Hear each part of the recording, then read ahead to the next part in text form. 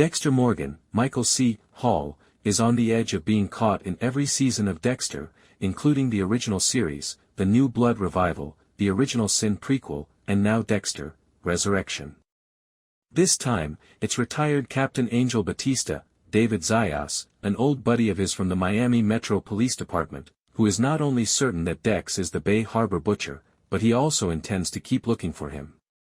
Course Correction is the final episode in which Angel leaves a tracker in Dexter's vehicle. He will now be able to always know the precise location of our antihero serial killer. However, Dexter has been eliminating each member of Leon Prater's, Peter Dinklage, serial killer club one by one, so he might not like what he finds.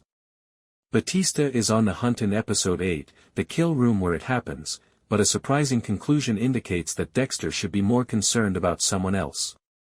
Dexter still needs to kill one more Leon Prater club member.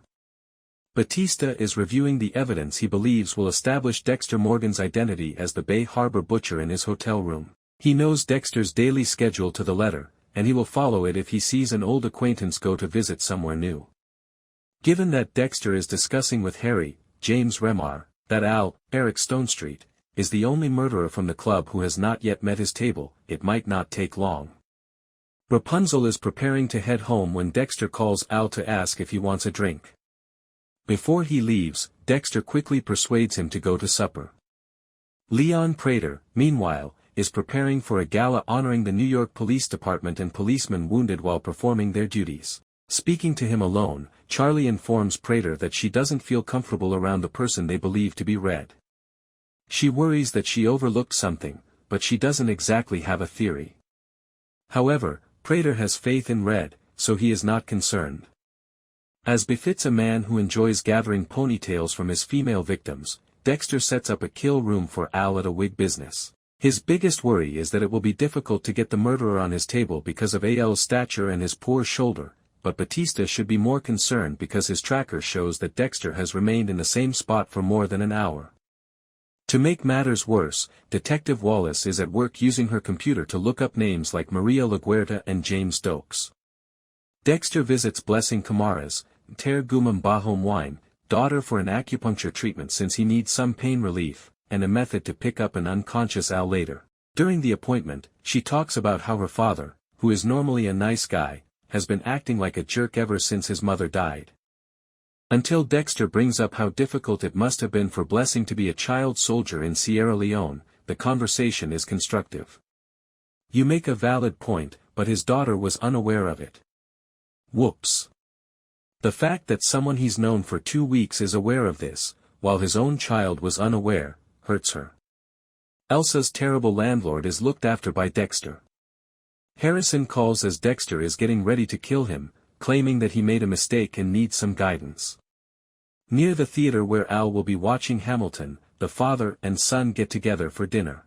Harrison lashes out at Vinny, Steve Schirripa, Elsa's, Emilia Suárez, landlord, saying that he yelled at him and that now he won't fix the apartment at all, perhaps leaving Elsa and her son homeless. Dexter assures Harrison that it's okay to feel awful and says he can talk to him and persuade him. Take a look at Dex with all of these emotional insights. Dexter searches up Vinny while he waits for Hamilton to finish, and he finds that the man once paid to settle a lawsuit in which someone died as a result of his carelessness. The serial murderer is making progress, but Harry informs him that Vinny is not a suitable candidate. Dexter shifts his attention back to the crowd leaving Hamilton, but Al isn't there. He's where? When Dexter calls Rapunzel, he tells her that he departed early and is currently traveling home to Wisconsin. Al assures Red that if Prater's club is still in existence, he should see him the following year. After hanging up, the murderer throws his phone out the window. Dexter returns home without nobody to murder, only to be met by Blessing. He is angry because the man to whom he is renting an apartment revealed his background to his daughter. He fears she will perceive him as a monster. Just imagine that Harrison knew you killed a person. Despite Dexter's apology, Blessing feels deceived because he intended to keep his troubled history out of his home life.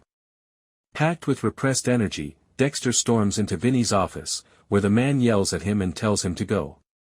Harrison showed incredible restraint by not killing this guy, Dexter muses. I hope to emulate my son.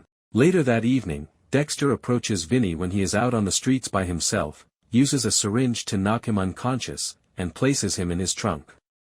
A glimpse showing the location of the tracker on the door serves as a reminder of how disastrous this situation may get as Dexter leads him to his perfectly prepared kill room.